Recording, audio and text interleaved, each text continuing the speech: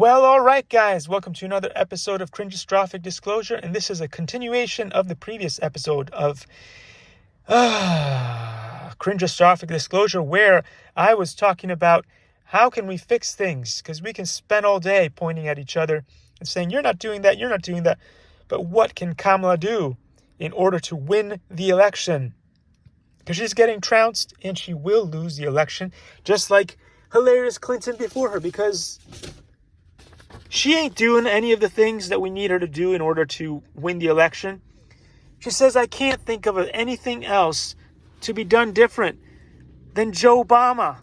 And we all talked about how we were getting the two dinosaurs out of office, and we got one out. We did that. Thanks to Joe himself, who decided to step down. But we can't get the other one out, and he's terrible. Anyway. So, what can she do? And I'm going to do a little bit of a recap as well. Is she was great at the beginning because she had a whole thing that she was going. She said she was going to do something about the border. We need to do proper legislation on immigration. You need to shut down the border. I don't care. For 4 to maybe 10 years, you got to shut down the border permanently. No more illegals coming in. Why? Because you need to prioritize. We've been kicking the legal immigrants in the balls for too many years. They need priority. They're on this lottery system. They can't get in. It's a mess. And these are people who would actually improve. And this is where Democrats get their butt kicked over and over. They keep letting in people that end up voting for the other side. Over and over and over. You don't go to the border and save Rambo. You don't save Arnold Schwarzenegger. You don't save those people. They can save themselves. They're coming in with more muscle than our own people. They can knock over our own border patrol people. What are we doing here? Who's ever heard of saving the strongest people in the world? You want to save women? And if you want, you can save children who are dying, who are poor, who are, who can't even clothe or feed themselves. Those are the people you're trying to save. What are we doing here? And this is not coming from a radical MAGA Looney Tune. Anyway, so restore equal rights to women. Men have nothing going on, right? The government doesn't tell us to do anything. And the same should be true for women. That's equality. We don't get into their business. They don't get into ours. Otherwise, I will be more than happy to vote for male rights to go back to the States. Because this is just unacceptable.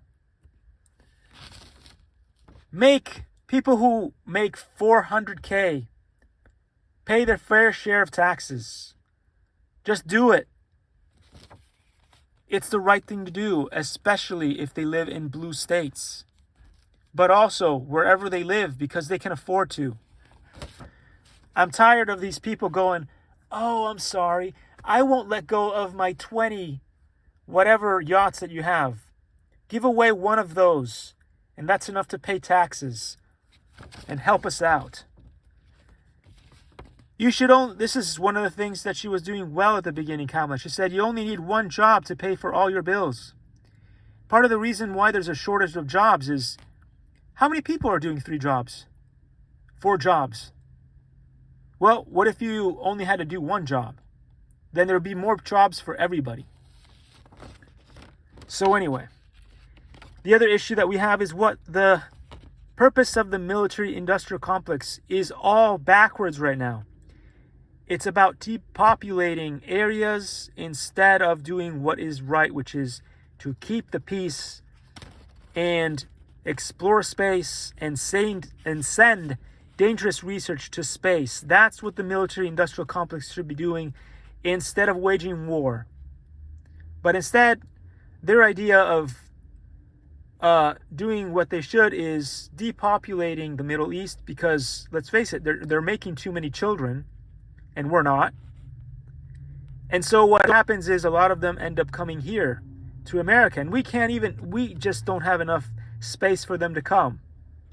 So their idea is, okay, if we just kill as many as we can, they're less likely to come here. That's not how you fix things. That's not how it works. Anyway, and the same goes for the war in Ukraine and in a bunch of other places. The idea is they start wars to depopulate because they can't be honest with people and say, you're making too many children. You're just making too many children, and the infrastructure just cannot sustain itself. But anyway, give Americans choice on what their taxes fund. That's a big one. Don't just say, give me your taxes and then I'll figure it out for you. No. Because there's more in common that we have more in common than what divides us. And most people are like, no, we don't want open borders, left, right, up and down, sideways. So no, the individual should know what they're, when you pay your taxes, you say, I want a fund, blah, blah, blah. And no, none of my taxes are going to blah, blah, blah. UBI. We should all have UBI right now. Universal Basic Income. But don't take it from the money press. Don't keep printing money to get it. Give it to us in Bitcoin and make us be able to buy things with Bitcoin. And give us food stamps. Why? Because this doesn't put the pressure and strain on the printing press. It doesn't create inflation this way. Wake up, this is not rocket science. Healthcare for all. Yes, give it to us, especially blue states. Maybe the red states don't want it, and don't give it to them. That's fine. But the blue states want it, and we pay taxes out the wazoo for everything. So we deserve it. And again, this is the other thing. Nationwide, just do a 30% tax cut for everybody, and I mean everybody who's making less than $400K.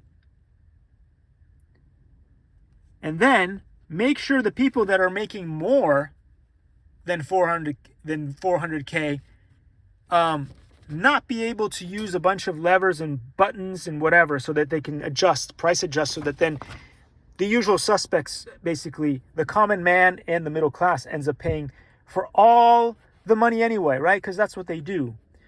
And they have all kinds of different levers. So if they're being taxed too much, they'll raise the prices of everything. So they'll do price gauging. Or they will take it away from the tips of the workers. Or instead of getting your big foot-long sandwich, now it's only half a foot long.